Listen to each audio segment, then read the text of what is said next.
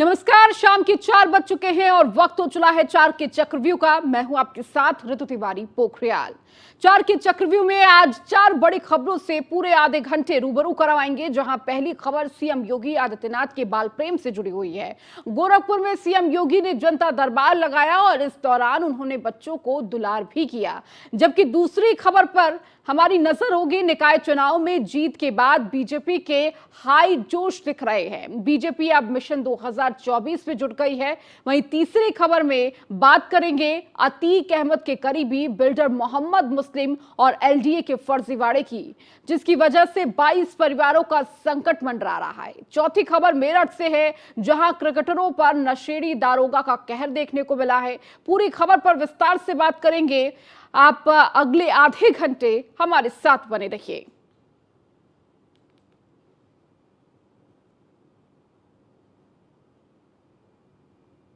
तो गोरखपुर में सीएम योगी का आज तीसरा दिन है। निकाय चुनाव में जीत के बाद सीएम योगी का यह पहला गोरखपुर दौरा है और इसी दौरान सीएम ने आज जनता दरबार लगाया। उससे अलग अलग सीएम योगी नन्हे बच्चे को दिखे तो उनका बाल प्रेम भी जाग उठा।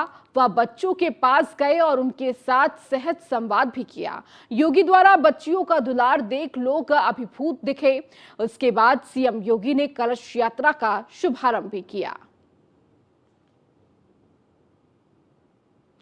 सीएम योगी आदित्यनाथ इस वक्त गोरखपुर में मौजूद है। आज गोरखपुर दौरे का तीसरा दिन है। निकाय चुनाव के परिणाम के बाद पहली बार गोरखपुर पहुंचे हैं और इस दौरान जनता दरबार का कार्यक्रम देखने को मिला। ये दो तस्वीरें भी आपको दिखा रहे हैं। एक तरफ जनता दर्शन, जहां एक बार फिर से आज जनता दर्शन का कार्यक्रम रखा गया। कल भी जनता दर्शन का कार्यक्रम था और आज तमाम फरियादियों से फरियाद सुनी और इसके साथ ही उनके साथ मौजूद बच्चों को भी लाड प्रेम किया, चॉकलेट दी, टॉफियां बांटी और इसके साथ अपनी गोद में उठाकर एक बच्चे को अन्नप्राशन भी कराया। तो ये बेहद मनमोह लेने वाली तस्वीर भी सामने आई। तो दूसरी तस्वीर जहां कलश यात्रा का आज शुभारंभ हुआ है, तो एक तरफ जहां सीएम योगी आदित्यनाथ प्रदेश के मुखिया की भूमिका में है, तो दूसरी तरफ किस तरह से गोरखनाथ मंदिर के पीठाधीश्वर की भूमिका पर है। और इसी दौरान तमाम जो पूजा अर्चना, तमाम जो कलश स्थापना और इन तमाम कार्यक्रमों में हिस्सा लेते हुए, रुद्राभिषेक करते हुए सीएम योगी आदित्यनाथ नजर आए।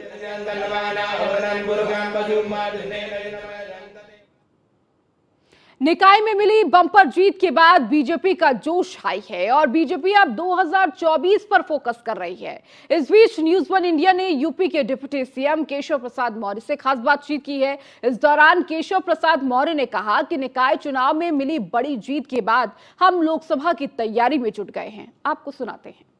भारतीय जनता पार्टी जिससे निकाय चुनाव के बाद जीतने के बाद अब लगातार 2024 की तैयारी में हमारे साथ बात करने के डिप्टी सीएम केशव प्रसाद मौर्य हैं। सर, निकाय के बाद अब 2024 तैयारी? निश्चित तौर से चुनाव तो लोकतंत्र में आते ही रहते हैं। जब एक चुनाव हो जाएगा, दूसरे चुनाव की तैयारी में लगना, ये हमारी पार्टी का लगातार से प्रयास रहा है। तो 2023 जीत चुके हैं, तो 2024 में देश में फिर से माननीय मोदी जी के नेतृत्व में सरकार बनाने के लिए तैयारी में जुट गए।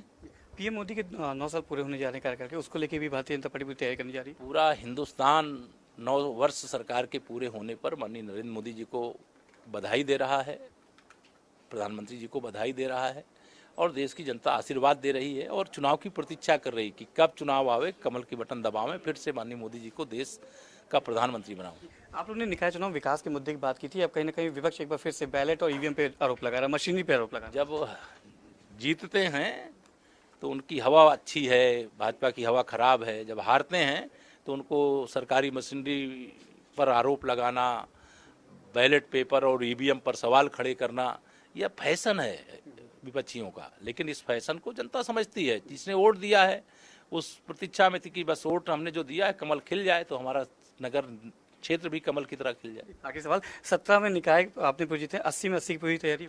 निश्चित तौर से 17 नगर निगम जीते हैं, 80 के 80 लोकसभा जीतने के लिए तैयारी में जुटे हैं और हमें पूरा विश्वास है कि हम उत्तर प्रदेश में 80 लोकसभा जीते।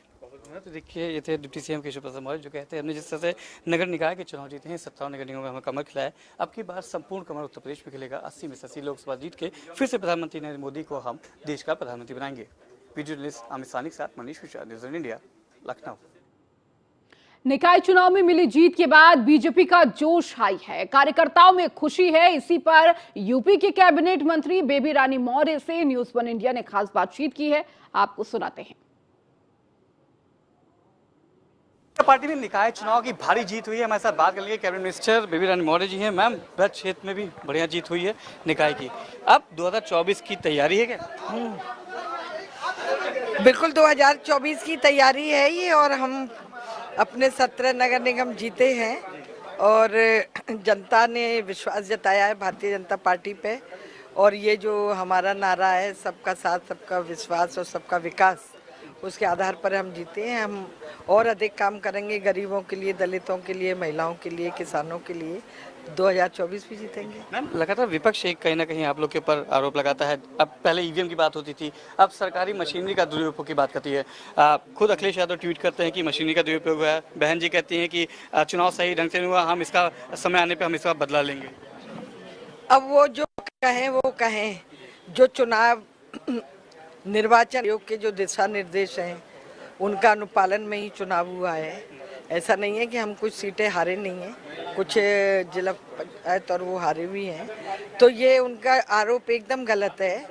बिल्कुल 100% निर्वाचन आयोग की जो गाइडलाइन थी उसके अनुसार ही चुनाव हुआ है। मैम, एक आखिरी सवाल, 9 साल पूरे हो रहे हैं प्रधानमंत्री नरेंद्र मोदी की कार्यकाल को, उसको लेकर आप लोग की भी तैयारी माना जा रहा है क्या? एक तरीके से जो अभियान चलाए जाएंगे उसके बाद 80 में से 80 सीट जीत के एक बार फिर से प्रधानमंत्री को आप लोग तोहफा देना चाह रहे हैं? बिल्कुल तोहफा देंगे उन्हें। 80 में से 80 जीतेंगे। जैसे 17 में से 17 मेयर जीते हैं, इसी तरह 80 में से 80 सांसद जीतेंगे और प्रधानमंत्री बनाएंगे मोदी जी को। बहुत बहुत धन्यवाद। तो ये थी कैबिनेट मिनिस्टर बेबी रानी मौर्य जी, जो बता रही थी कि किस तरीके से भारतीय जनता पार्टी ने सत्ता के नगर निगम जीते हैं। आपकी बात 80 में से 80 जीत के प्रधानमंत्री मोदी को फिर से जीत का तोहफा देते नजर आएंगे। वीडियो जर्नलिस्ट निखिल और साथ मनीष मिश्रा, न्यूज़ इंडिया, लखनऊ। उत्तर प्रदेश के नोएडा से विधायक पंकज सिंह ने मेरठ जिले में मेहनत कर इतिहास रचा है। नगर निकाय चुनाव में उन्होंने मेयर की सीट छीनकर भाजपा के खाते में डाल दी। निकाय चुनाव के परिणाम के बाद पंकज सिंह ने लखनऊ पहुंचे, जहां न्यूज़ वन इंडिया की टीम ने उनसे खास बातचीत की है, आपको सुनाते हैं। इस बार निकाय चुनाव ने भारतीय जनता पार्टी ने उत्तर प्रदेश में अगर देखा जाए ऐतिहासिक जीत दर्ज की है। साथ ही साथ उन सीटों पर भी उसका कब्जा हुआ है जो कभी किसी ने कल्पना नहीं की थी कि ये सीटें भी भारतीय जनता पार्टी के खाते में आएंगी। मेरठ भी उसी में से एक है जहां पर समाजवादी पार्टी का कब्जा था, और ऐसी उम्मीद लोगों को बहुत कम थी कि मेरठ जैसी सीट पर भी भारतीय जनता पार्टी अपना परचम लहराएगी। हालांकि बहुत सी तस्वीरें हम नहीं देख पाते हैं, लेकिन इस समय मेरठ के प्रभारी जिन्हें बनाया गया था, पंकज सिंह जी हमारे साथ हैं। भारतीय जनता पार्टी के प्रदेश उपाध्यक्ष हैं, 4 बार मंत्री रहे। सर, ये मतलब अप्रत्याशित था, हम लोग भी कल्पना नहीं कर रहे थे। हम लोग लगता था कि मेरठ, अलीगढ़, ये सब तमाम ऐसी सीटें हैं जिसमें मुश्किल है भारतीय जनता पार्टी को अपनी जगह बनाना। कैसे इसे संभव किया आपने? देखिए, ये तो ठीक कहा आपने, क्योंकि अंतिम दिन तक भी एग्जिट पोल से लेकर जो सब समझने वाले, नज़दीक से जब चुनावों को और समीकरण को देखने वाले लोग हैं, सब ने अंदाज़ा ही लगाया था कि मेरठ शायद भारतीय जनता पार्टी के पास ना आए। लेकिन ये योगी जी का नेतृत्व, उनके काम, भूपेंद्र चौधरी जी का संगठनात्मक कौशल, कार्यकर्ताओं की मेहनत और जनता का भरपूर विश्वास हमारे नेतृत्व पर और सरकार के कामकाज पर, ये एक बहुत मजबूत आधार और कारण बना इस पूरी जीत का। फिर बात मेरठ की होती तो ही नहीं, बरेली में भी आपने 2017 में दिखाया था, बरेली भी सीट भी आप छीन के ले आए थे। तो मतलब जैसे इस समय एक जनरल परसेप्शन बना हुआ कि आपके वहाँ जाने से बहुत सारी चीज़ों का में बदलाव हुआ, संगठन ने काम किया, बाकी काम किया, सरकार ने काम किया, लेकिन ऐसी कुछ कोई ना कोई रणनीति तो आपके अंदर ही अंदर रही होगी ना, कि जिसकी वजह से वहाँ के कार्यकर्ता और तमाम लोग एक साथ जुड़े और ये रिजल्ट आया। देखिए, मैं मानता हूँ कि बरेली भी 10 साल से हम भाजपा के पास नहीं थी, लेकिन उसके बाद हम लोग जीते। मेरठ भी पिछली बार नहीं थी, इस बार भाजपा के खाते में गई है। लेकिन फिर भी मैं मानता हूं कि किसी प्रभारी के सिर्फ वहां जाने से बहुत बड़ा कोई 15-20 दिन, 1 महीने, 2 महीने में कोई बहुत बड़ा अंतर नहीं ला पाता है। 2024 का भी लोकसभा चुनाव, अब तैयारियां शुरू ही हो रही हैं। और अगर पूर्वी उत्तर प्रदेश में देखें, गोरखपुर में भी रहे हैं, यहाँ प्रभारी रहे हैं, बड़ा मतलब अच्छा प्रदर्शन वहाँ नगर पंचायत और नगर पालिका सीटों में पार्टी का नहीं रहा है।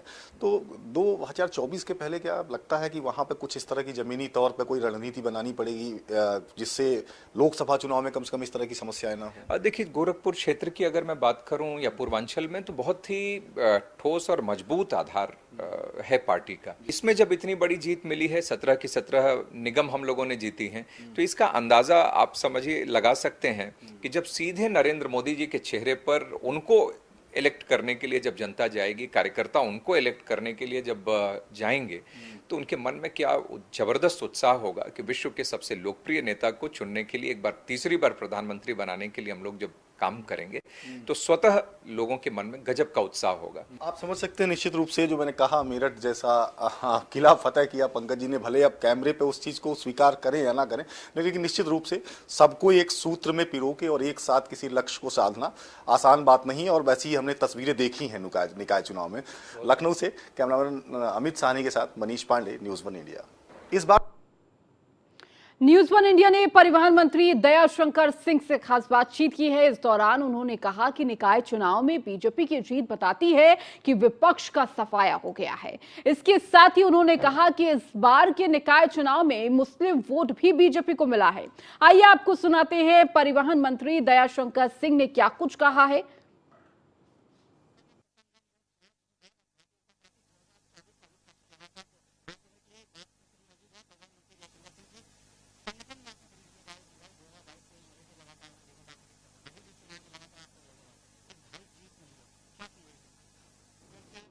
वहीं न्यूज़ 1 इंडिया ने यूपी सरकार के सहकारिता मंत्री जेपीएस राठौर से खास बातचीत की है। इस दौरान जेपीएस राठौर ने क्या कुछ कहा है, आपको सुनाते हैं।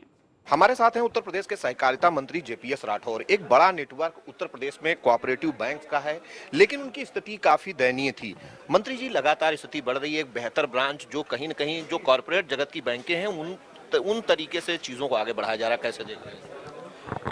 उत्तर प्रदेश कोऑपरेटिव बैंक, जिला सहकारी बैंक और उत्तर प्रदेश सहकारी ग्राम विकास बैंक, आप देखेंगे साल 2 साल में हमारी सभी बैंकों की कार्य पद्धति, कार्य प्रणाली और ऑफिसेस और सेवाओं के मामले में राष्ट्रीयकृत बैंकें नेशनलाइज्ड बैंकों से बेहतर होगी। किसी मामले में 19 नहीं होंगे, 21 होंगे। और जनता को लगातार इसका सेवा देने का संकल्प हमारे सभी अधिकारी, कर्मचारियों ने और मैनेजमेंट ने ले रखा है। और माननीय मुख्यमंत्री जी का लगातार इसको लेकर निर्देश है कि हम ये बैंकिंग की सुविधाएं गांव में दूरतम व्यक्ति और ग्रामीणों तक पहुंचाने का काम करें। इस बैंक की विश्वसनीयता पर पहले सवाल उठते थे, तो मान रहे हैं लोगों का भरोसा धीरे धीरे अब इसमें बढ़ रहा है, क्योंकि खातों की संख्या भी अब इजाफा कर रही है। देखिए, भरोसा बैंक तोड़ने का काम पिछली सरकारों में हुआ है, इसमें बैंकों की कोई गलती नहीं थी। बैंक का प्रबंधन गड़बड़ हो गया, जिसकी वजह से हुआ। यहाँ के अधिकारी कर्मचारी वही थे, वही आज भी हैं, वही आगे भी रहेंगे। वो अब बेहतर से बेहतर परफॉर्म कर रहे हैं। आपको ये जानकर प्रसन्नता होगी कि जो 16 बैंकें, जिनके district cooperative bank Uttar Pradesh में 50 हैं, जिसमें 16 बैंकों के licence reserve bank of India ने निलंबित कर दिए, सस्पेंड कर दिए थे, उनकी बहाली कराई गई। नगरीय निकाय चुनाव संपन्न हो चुका है। अखिलेश यादव मीडिया से बात कर रहे थे बहुत सारे प्रत्याशियों को नहीं खड़े होने दिया, बहुत सारे लोगों को वोट नहीं डालने दिया, मतदाता सूची में गड़बड़ कर दी, क्या कहेंगे? ऐसा मैं यही कहना चाहता हूँ, नाच ना आवे आंगन टेढ़ा। उनको अपना तो कुछ करते नहीं है, तो दूसरों के ऊपर आरोप लगा रहे हैं। उनके सभी आरोप निराधार हैं। धन्यवाद। ये है उत्तर प्रदेश के सहकारिता मंत्री जेपीएस राठौर, जो बता रहे हैं कि राष्ट्रीयकृत बैंकों की तर्ज पर उत्तर प्रदेश की सभी कोऑपरेटिव बैंक में सुविधाएं होंगी, चाहे वो ऑनलाइन हो या एटीएम जैसी सुविधाएं हो। ग्राहकों का विश्वास भी बढ़ेगा। लगातार हम लोगों को ऋण भी उपलब्ध करा रहे हैं, चाहे वो किसी भी स्ट्रीम में हो। और जहां तक विपक्ष का सवाल है, वो गलत तरीके से आरोप लगा रहे हैं और एक परसेप्शन तैयार कर रहे हैं अपनी हार को मैनेज करने के लिए। कैमरामैन निखिल के साथ मैं SK Vajpayee, news 1 India, Lucknow. चलिए खबरों में आगे बढ़ेंगे। अतीक के करीबी रहे बिल्डर मोहम्मद मुस्लिम की जालसाजी सामने आई है। अतीक के करीबी बिल्डर मोहम्मद मुस्लिम और एलटीए का फर्जीवाड़ा शिवा एम्पायर रेजिडेंसी में रहने वाले 22 परिवारों पर संकट मंडरा रहा है। बिल्डिंग शिवा एम्पायर रेजिडेंसी को ध्वस्त किया जाएगा। लखनऊ विकास प्राधिकरण का शिवा एम्पायर्स रेजिडेंसी पर एक्शन है, तो एलटीए का नोटिस। आज अपार्टमेंट खाली करने का आखिरी दिन है। लखनऊ के पान दरिबा में स्थित है ये शिवा एम्पायर रेजिडेंसी।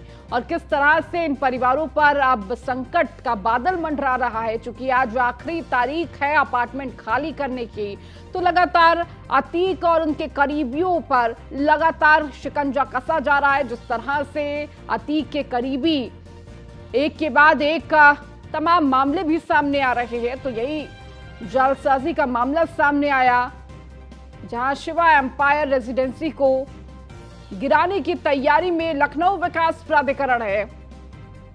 तो एलडीए का नोटिस, आज अपार्टमेंट खाली करने का आखिरी दिन है।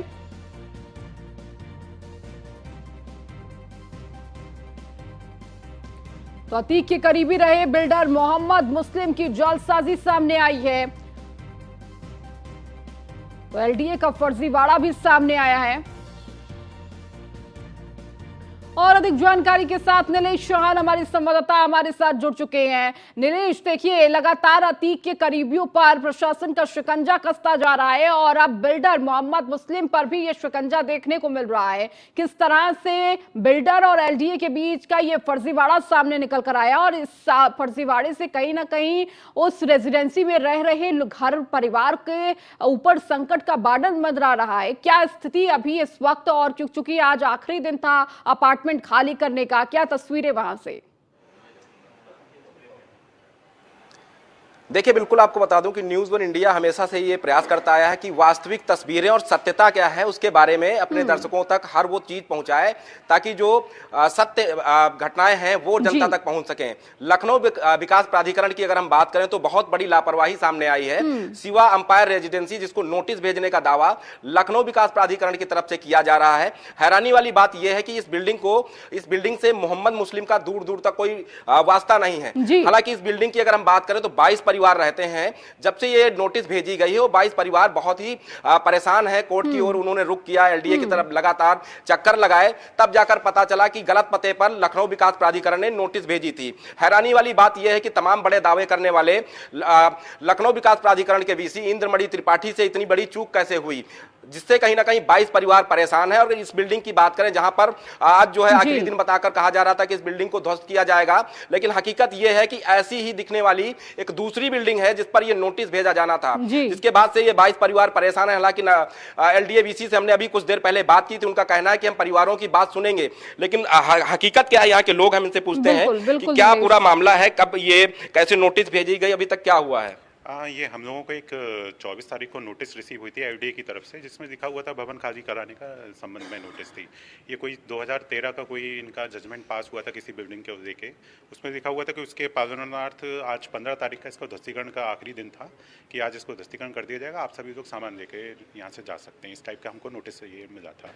हम लोगों ने इसका काफ़ी जांच पड़ताल करी, ये केस नंबर वगैरह निकलवाया एलडीए फाइल से, तो सर्टिफाइड कॉपी से हमको पता चला ना तो ये बिल्डिंग हमारी है, इसमें दिखाया गया फोटो भी हमारा नहीं है, बिल्डिंग का एड्रेस भी हमारा नहीं है, जो क्षेत्रफल है बिल्डिंग का लैंड का वो भी हमारा नहीं है, कोई भी चीज़ हमारी मैच नहीं कर रही थी इसमें। एलडीए की लापरवाही है कि 22 परिवार परेशान है, पता कुछ और है, बिल्डिंग की फोटो कुछ और है। ऐसे में क्या माना जाए, 22 परिवार परेशान है तो उसके लिए जिम्मेदार कौन है? सर, 22 परिवार के साथ साथ एक बहुत बड़ी दुर्घटना ये भी हुई कि एक हमारे फ्लैट नंबर 302 के रहने वाले, उनका निधन भी हो गया इसी के बीच। सोचिए, उनकी जो भी तबीयत ख़राब थी, लेकिन उसके बीच में ऐसा हो जाना, ये इतनी बड़ी लापरवाही, मतलब कैसे हुई, कहाँ से हुई, उन्होंने कैसी चूक हुई उनसे, ये तो पता नहीं, लेकिन एक परिवार का जो रोज़ी रोटी चलाने वाला आदमी वो गुजर गया बेचारा।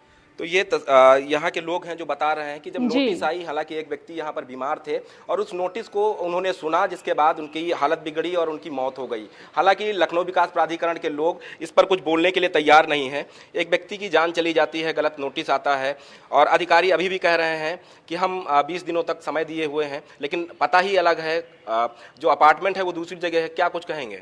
सर देखिए, हम लोगों ने कोर्ट में अपनी अपील लगा रखी है और अब कमिश्नरेट में अपील लगी हुई है। अब कोर्ट उस पर जो फैसला लेके, बट हम लोग को यकीन है कि हमारे योगी जी हैं वो हमारे फेवर में फैसला देंगे और सभी जो यहाँ पर रहते हैं वो एक परिवार है करीब 100 लोगों का, तो उनके साथ अन्याय होने नहीं देंगे। वो जो भी फैसला देंगे सही फैसला लेंगे, हम लोग के फेवर में फैसला लेंगे। वो लखनऊ विकास प्राधिकरण लगातार दावे करता है कि वो ऐसे लोगों को चिन्हित कर रहा है जो अवैध तरीके से घर बनाते हैं। लोग मेहनत की कमाई से यहाँ पर रह रहे हैं, उन्होंने फ्लैट खरीदा है, पता यहाँ का है नहीं, बिल्डिंग की फोटो यहाँ की है नहीं जो विकास प्राधिकरण तरफ से भेजी गई, फिर भी अधिकारी आप जब उनसे मुलाकात कर रहे हैं तो क्या कुछ कह रहे हैं? सर पहली बात तो जब मुझे नोटिस आई वो आई थी 24 तारीख को, और उससे पहले मैं बता दूं मैं यहाँ पे इस बिल्डिंग में रहना हूँ 2018 में। अभी ये पूरा केस आप उठा के देखें तो ये 2012 का संदर्भ इसको लेके चल रहे हैं। तो जब आनंद फाना में हम लोग LDA पहुँचे भाई समझने के लिए, तो उस समय तो हमारे पास पेपर्स थे भी नहीं कि भाई एग्जैक्टली है क्या मैटर, तो उन्होंने बहुत ज़्यादा एंटरटेन किया भी नहीं था, क्योंकि भाई उनके हिसाब से बिल्डिंग अगर अवैध है तो हम सब गलत हैं, तो उस पर उन्होंने बहुत ज़्यादा वो नहीं किया था। फिर बाद में जब पेपर्स हमारे पास आए तब स्टोरी ही अलग निकली। अब मैं बताइए 2018 में आया, अगर बिल्डिंग गलत थी या जो भी चीज़ थी तो उस पर एक्शन 12 साल के बाद आप कैसे ले सकते हो? मतलब 12 साल का टाइम डिले। अगर एक्शन पहले हो गया होता तो शायद मैं बिल्डिंग में आके नहीं फंसता, अगर अवैध है तो, या अगर सब चीज़ें ऐसी हैं तो बात सिंपल सी है कि भाई हमें अपनी न्याय व्यवस्था पूरा भरोसा है, और ये कहीं टेक्निकल एरर हुआ है या क्लरिकल एरर जो भी हुआ है वो शायद सॉल्व होगा। और अभी फ़िलहाल के लिए कोर्ट में हम जा चुके हैं कमिश्नर ऑफिस पे, 18 तारीख की उसमें डेट लगी हुई है, तो अब देखिए आगे क्या होता है, और आई एम श्योर उसका कोई ना कोई सोल्यूशन निकलेगा ही ज़रूर। लखनऊ विकास प्राधिकरण से अभी तक कितनी बार आपको नोटिस भेजी गई, कितनी बार पत्राचार हुआ है? ये हमारे पास पहली बार ही नोटिस आई है 24 तारीख को, इससे पहले कोई नोटिस हम लोगों को नहीं मिला है, फर्स्ट नोटिस हम लोगों को दी गई है। तो देखिए सोचने वाली बात है कि जब भी कोई विभाग हो, चाहे लखनऊ विकास प्राधिकरण हो, लखनऊ नगर निगम हो, अगर वो नोटिस जारी करता है तो पहले एक नोटिस जारी होता है, फिर उसका समयकाल पूरा होता है, दूसरी नोटिस जारी होती है, फिर तीसरी नोटिस जारी होने के बाद ही कोई ऐसा कदम उठाया जाता है जिसमें कुर्की की कार्रवाई हो, ध्वस्तीकरण की कार्रवाई हो। लेकिन अगर हम शिवा अंपायर रेजिडेंसी की बात करें तो यहाँ पर जो नोटिस भेजी गई है उसका पता अलग है। उसके अलावा साथ ही साथ अगर हम बात करें बिल्डिंग की जो फोटो लगाकर भेजी गई है जिसमें 2012-13 का वाद दिखाया जा रहा है, हालांकि यहाँ के लोगों का कहना है कि जिस तरीके से गलत पते पर ये नोटिस भेजी गई है उससे ये साफ होता है कि या तो लखनऊ विकास प्राधिकरण के जो जिम्मेदार अधिकारी हैं उनकी लापरवाही है कि इनकी लापरवाही। जी, लखनऊ विकास प्राधिकरण की कितनी बड़ी लापरवाही सामने आती है कि आप एक तो गलत पते पर नोटिस भेजते हो, वहां पर रहने वाले कहीं ना कहीं इस नोटिस से कितने हताहत होते हैं, कितने परेशान होते हैं, ये साफ तौर पर नजर आ रहा है। कहीं ना कहीं उनके लिए एक संकट था कि आखिर इसके बाद कहां जाना चाहिए, उन्हें कहां जाएंगे, क्योंकि कहीं ना कहीं जब घर कोई लेता है तो अपनी गाढ़ी कमाई लगाता है, इसके बाद उनके पास कहीं ठिकाना नहीं था कि आशियाना कहां मिलेगा। और देखिए उसके बाद भी किस तरह से LDA के द्वारा अभी तक कोई जानकारी नहीं ली गई कि पूरी बिल्डिंग खाली हुई या नहीं हुई, किस पते पर नोटिस भेजा गया, इस बारे में कोई जानकारी नहीं ली गई LDA की तरफ से। देखिए बिल्कुल, अगर लखनऊ विकास प्राधिकरण नोटिस जारी कर सकता है, उसमें यह कहता है कि आज का दिन आखिरी दिन है, आपको अपार्टमेंट खाली करना है। अगर इस तरीके की नोटिस वो जारी कर सकता है, जब यहाँ के लोग उनके पास जाते हैं, पूछते हैं कि ये बिल्डिंग का पता अलग है, जो आपने फोटो दिखाई है वो अलग है, तो ऐसे में लखनऊ विकास प्राधिकरण के जिम्मेदारों की जिम्मेदारी ये बनती थी कि जिस तरीके से वो ध्वस्तीकरण की नोटिस जारी करते हैं, ऐसे उसी तरीके से एक और नोटिस जारी करना था कि गलती से गलत पते पर वो नोटिस जारी हुई है, जिससे 22 परिवार परेशान हुए हैं। हालांकि एक व्यक्ति की इलाज के दौरान मौत भी हुई, जो बीमार चल रहा था, जब उसको पता चला कि गाड़ी कमाई के पैसे से जो उसका खरीदा गया फ्लैट है वो गिरने वाला है, तो कहीं ना कहीं ये लापरवाही है LDA की, जिसके कारण लखनऊ प्राधिकरण की इतनी बड़ी लापरवाही सामने आई है, इसका जवाब दे कौन होगा ये देखना होगा। नीलेश, बहुत शुक्रिया हमारे साथ जुड़ने के लिए, तमाम तस्वीरें दिखाने के लिए। फिलहाल इस बुलेटिन में इतना ही, बने रहिए न्यूज़ 1 इंडिया के साथ।